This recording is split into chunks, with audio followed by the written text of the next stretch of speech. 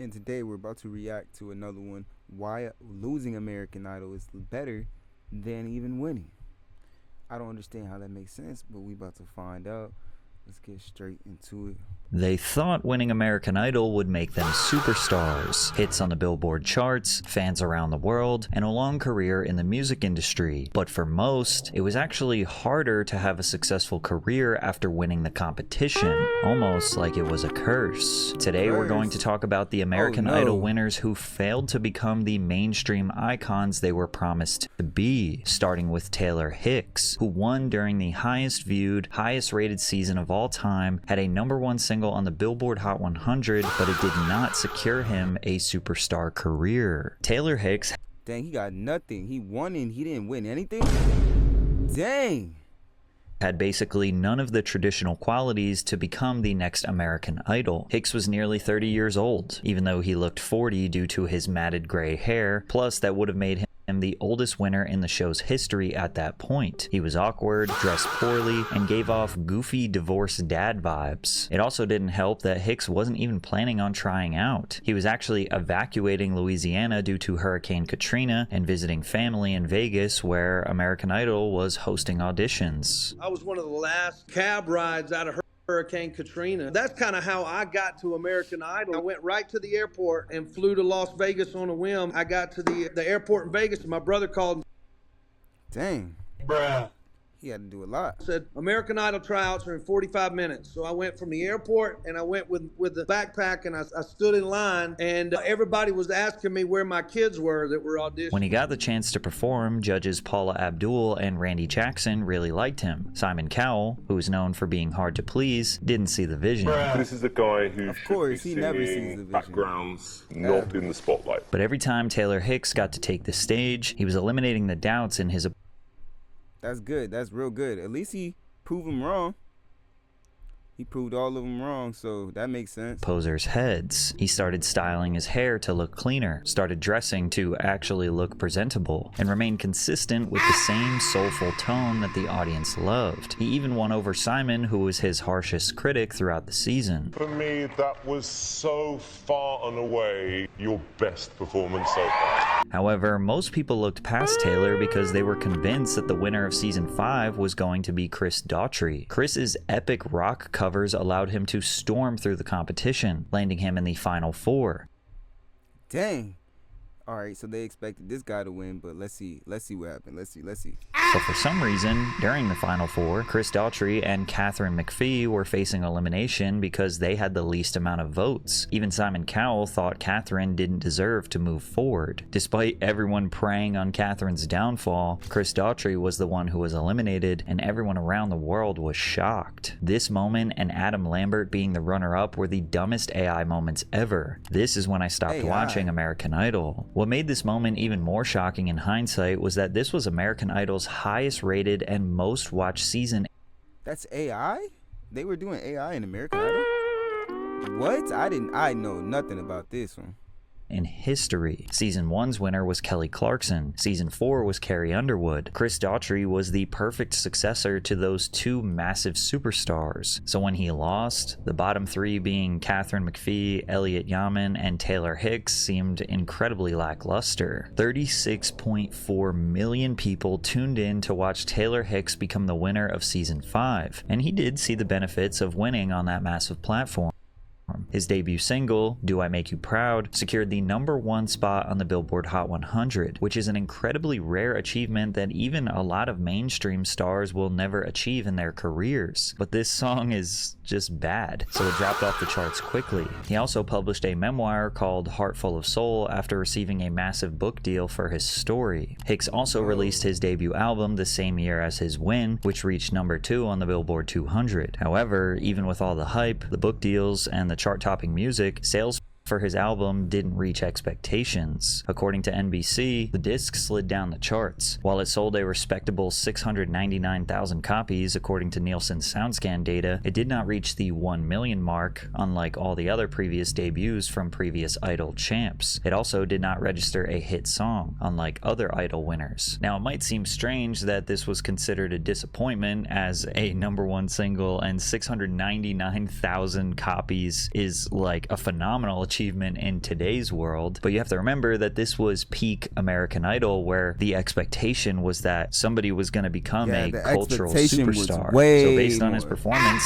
the label dropped him immediately. Chris Daughtry, on the other hand, has been a non-stop success since his loss in the top 4. Oh yeah, that's really good. That's good. He bounced back. At least he bounced back from. While Hicks's album struggled to meet the sales, he bounced back from everything. Only reason it keeps pausing is because it keeps tripping out. So I'm gonna literally give my laptop a little second. One second, and then we back in it. Arista Records hoped for. Chris had formed a band after his own last name, Daughtry, releasing their first album in 2007. The combination of much better music and a little bit of an underdog story after losing the competition, Daughtry's debut album was the fastest selling rock debut album in SoundScan history. The record was nominated for 4 Grammy Awards. Pause that and then pause this. And won 4 American Music Awards, alongside 7 Billboard Music Awards, including Album of the Year. They had 2 singles, Home and It's Not Over, reached the top 10 on the Billboard Hot 100, and are far more memorable and recognizable, despite technically seeing a lower chart position than Taylor Hicks's #1 single. From there, Daughtry's subsequent albums, Leave This Town, Break the Spell, and Baptized, have all gone platinum, with Cage to Rattle going certified gold. In 2021, the band released their record Dearly Beloved, with singles World on Fire, Heavy as the Crown, and Changes Are Coming all cracking the top 10. Even their more recent work, like their song The Dam, is a fan favorite, reaching almost 4 million views on YouTube. Whenever Daughtry fans look back on what happened in season 5, they can't help but laugh. Chris's success after losing the show has been so massive that it's led many to forget who Taylor Hicks was in the first place. Fast forward to now, Chris Daughtry is a superstar, and Taylor Hicks is, wait, who's Taylor Hicks? Today, when Chris looks back on the show, he always seems pretty indifferent about the whole thing. When asked about whether or not he secretly wishes that he won American Idol, he says, no, I don't know how it could have gotten any better. We sold almost 6 million records, so I'm not sure where the title makes that any better. Unfortunately for Taylor Hicks, he will always be remembered as the first American Idol contestant to fade almost immediately after the show was over. He never had another platinum or gold album. He never charted again. He currently sits at 19,000 monthly listeners on Spotify and 25,000 followers on Instagram. He still does seem to do music full-time though, playing small shows, primarily performing cover songs, but because of this, he often stands as the primary example for how winning the show can sometimes be less of a gift and more of a curse, which is definitely true for Chris Allen, whose victory is so controversial that it arguably helped the career of someone he beat. But his win also made American Idol viewers question if the singing competition was fair or if the voting system was even real. During season 8, Chris Allen had the perfect strategy to actually gain real fans of his personal artistry through the show. Because you have to remember that American Idol contestants are not performing original music that they wrote and recorded. They're doing covers of already famous, well-known, and well-loved songs. So there's always this subconscious comparison going on where very, very true. I never really realized that they never even cover any of their songs. They don't, maybe they're not allowed to. They probably have their own music, but they probably can't. The viewer is comparing their version of a song to the song that they love. So it's like, yeah, they could do a good job, but you could also be like, yeah, it was cool, but like, I like the original better. And that kind of warps your perspective of like how talented or untalented this person can be. But ironically, that's what an artist is supposed to do to gain real fans, right? Like they want to develop their own unique sound, unique style. So while a lot of previous American Idol contestants were these objectively talented and technically proficient singers, Chris Allen would transform pop songs style, something that was much closer to how his personal music sounded. Chris had this personable demeanor and never appeared to be cocky about how well he performed on stage. However, the judges felt like he had been relying too heavily on his guitar to compensate for weaker vocals. So in an attempt to prove them wrong, he performed without an instrument, singing Bob Dylan's Make You Feel My Love, which got him a standing ovation from the audience and a ton of compliments from Simon Cowell. That, in a way, probably is the first time I've actually heard you perform where I genuinely am beginning to think you've actually got a shot at doing really well at this competition. With all the praise, this was becoming a dream come true for Chris, but there was one massive problem standing in his way: Adam Lambert. Adam wasn't just good, he was a rock star. Week after week, he delivered electrifying performances that blew everyone else off the stage. His presence felt unstoppable, which can be perfectly summarized through a short clip of him performing "I Can't Get No Satisfaction" by the Rolling Stones. This guy is not in competition. He was having his concert every week. When it came to American Idol, this made for some amazing television. Adam was an unorthodox performer who was extremely eccentric and loud, while Chris was considered the laid-back, humble guy you'd love to have a beer with. They even had them live in the same room while taping the season, Dang, where that's Lambert messed up. had nothing but positive things to say about Chris. It creates a really good dynamic. Like he's Yeah, just he's really like, mellow, I'm better and than he you, can like fall so- asleep at the drop of a hat. I don't know how he does it. I toss and turn for a while, but he's on the other side of the room in his bed, and he's like, "Okay, good night," and he's out. He usually ends every night. He goes outside and he makes a phone call to his wife. He's a really cool cat, so it's really great to share a living space with him. He keeps Yeah, me right.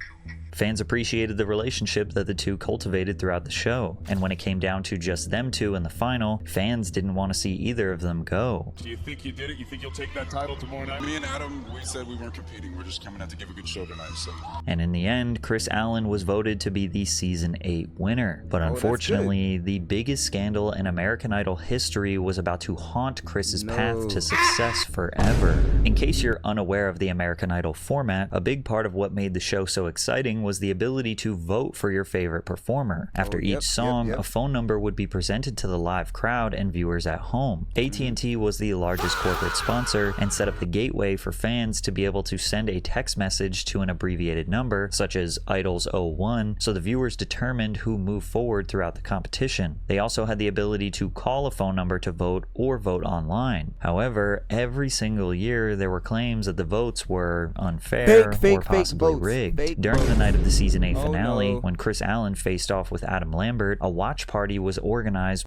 Bunch of fake votes. See, that's the thing. I was thinking that. I wanted to vote back then too. Everyone wanted to vote, but I was thinking it was fake. where up to 2,000 people attended. According to the New York Times, the AT&T employees gave instructions to partygoers on how to send power texts, at least 10 messages with just one click. Rules allow for only AT&T subscribers to text vote. Basically, the AT&T employees at this party taught the attendees how they could vote for Chris 10 times with the press of one button, expanding their reach and essentially cheating so Chris could win. Bobby Kierna, one of the 2,000 guests who attended one of the events, told reporters that she had voted for Allen 10,840 times Oh in the my AT&T gosh. texting zone that had been set up there. When asked for a 10,000 comment, times? AT&T replied that they got caught up in the enthusiasm of rooting for their hometown contestant. They brought a small number of demo phones with them and provided texting tutorials You voted for him 10,000 times. No wonder he won. Like, what do you mean? to those who were interested. Despite literally admitting to cheating, they also tried to reassure that this activity did not impact the outcome because it was quite a leap to suggest that a few individuals could have impacted the final results. The television network Fox said that they were absolutely certain that the results of the competition are fair, accurate, and verified. That's not fair. This scandal would forever be That's- known as tech. It's not fair because how can you vote for this person 10,000 times? Of course he's gonna win. One person, this should be one person. Like what?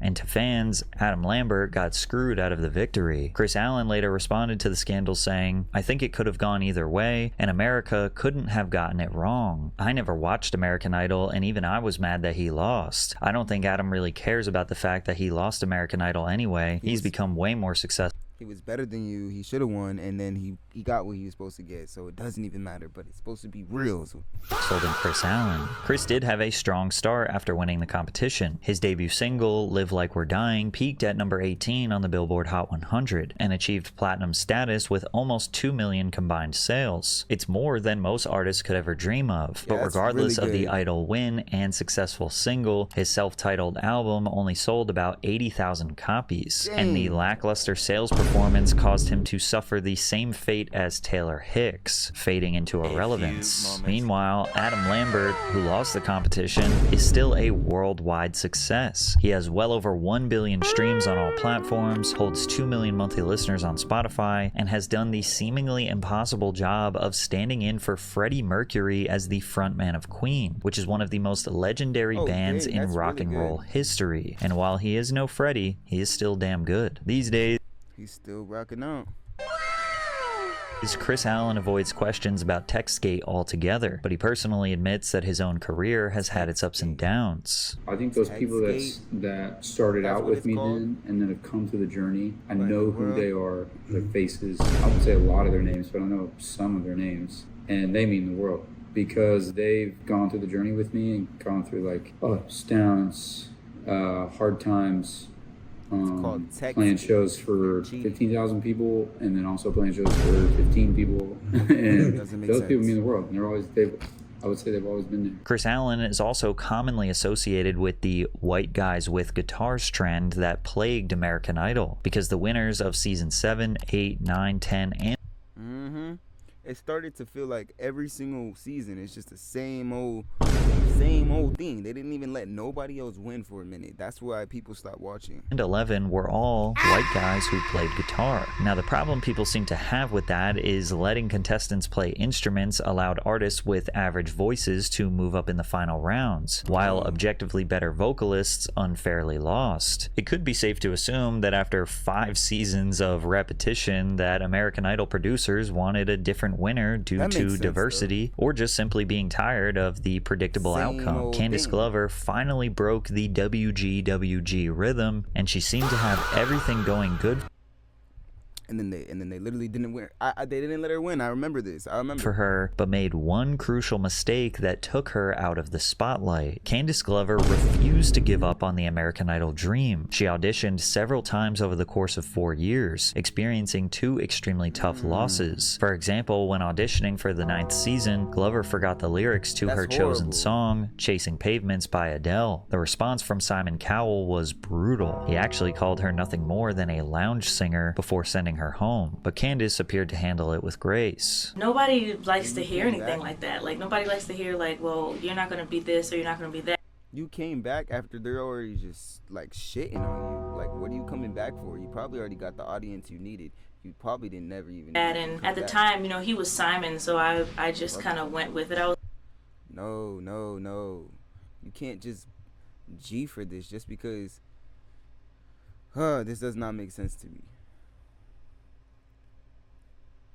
I was like, okay, well, if Simon said it, then... But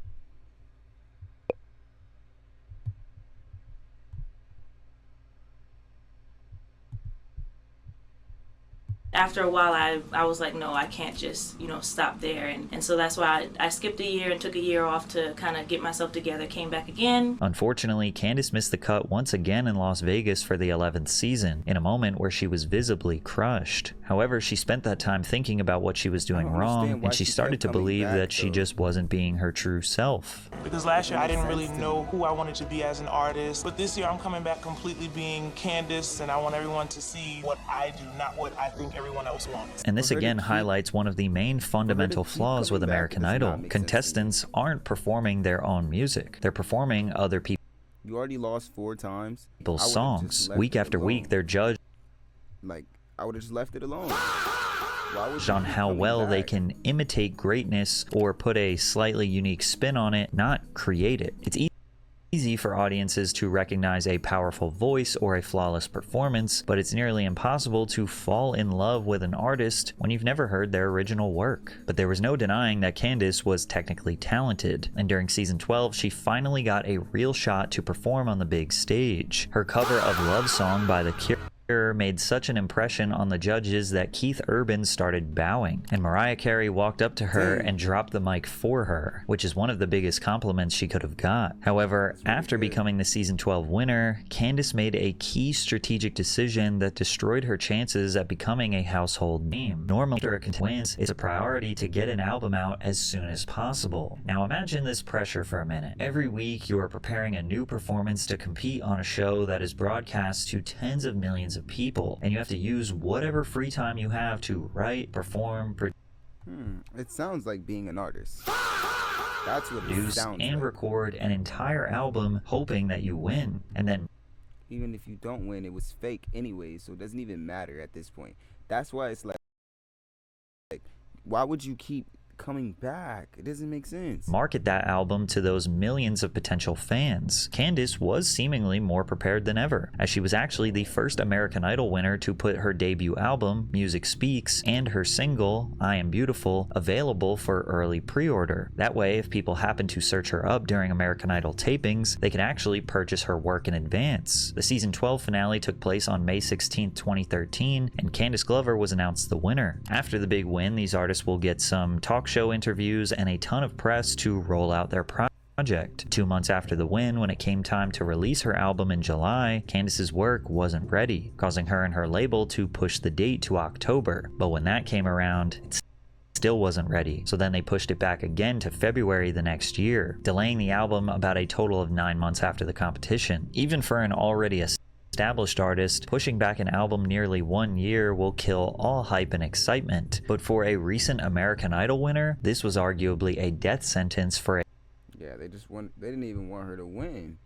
They didn't want you to win in the first a prominent career. When Music Speaks was finally released, it had They literally did not want you to win in the first place.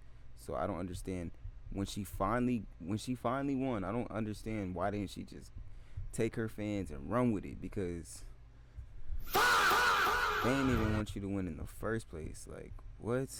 decent chart performance, but it was only temporary. To make matters worse, Glover told NBC News in 2017 that because of a miscommunication between the singer's label and iTunes, everybody that pre-ordered her album the night of her win got a blank album to their phones. She added that because of the mishap, people missed out on the opportunity to get her actual album when it did come out the following year. She did not regret appearing on American Idol, but the music that was released following her win was not her creative vision. The singer even took a break after the release, embarrassed by a flop that she felt was completely out of her control, going dark on social media. That definitely affected me, and by me not really posting on social media and stuff, definitely when you're not letting people know what you do every day, you kind of lose that audience. And all of this 100%. Highlights the key problem with American Idol. When you win, there's no slow climb to the top, no small failures along the way to learn from. You go from being on a singing competition where you have to perform other people's songs to instantly being in that same mainstream limelight, but now it's your music that you have to present to the world. And even if you stumble or have a small mishap, your expectation to these millions of people is that you're polished, you're ready to just like that, you're gone.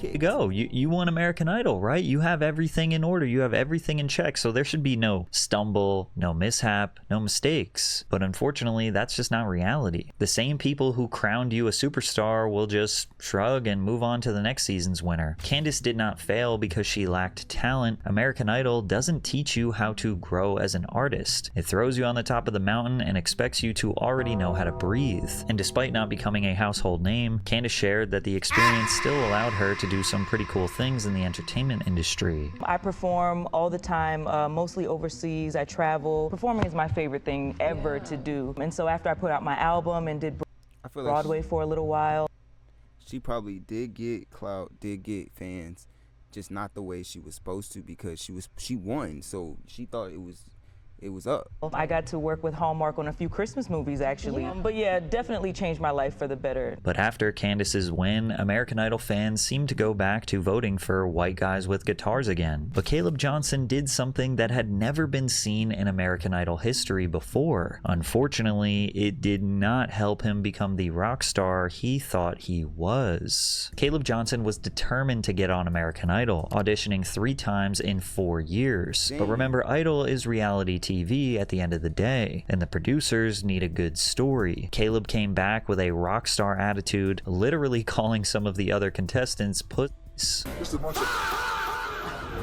You reword that. Caleb's remarks didn't fit the typical language used on American Idol, but for many this was a refreshing departure from the family-friendly vibes of most other promising contestants. People felt that he matched the archetype of the irreverent rock star, unable to filter his thoughts when he was passionate or cracking jokes. But on stage, one of the performances that sent him to the next level was his cover of Skyfall by Adele. It was a key moment that proved to the judges he was open to trying new things, as Skyfall was normally considered an effeminate cover that men stayed away from.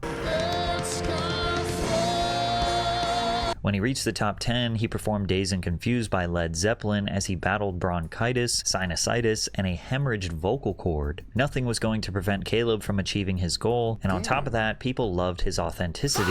Stay true to what I said from the beginning. I really just wanted to stay on my path. I'll just tell the future Caleb, have fun, keep that passion and that drive alive, and just stay true to who you are. It looked like his path to victory was basically guaranteed. However, he was literally going through it, and he still won. That's pretty good. Damn, I just dropped my damn mouse. His reckless words got him in hot waters. During the top 5 elimination red carpet interview, Caleb used a harsh term to describe the people online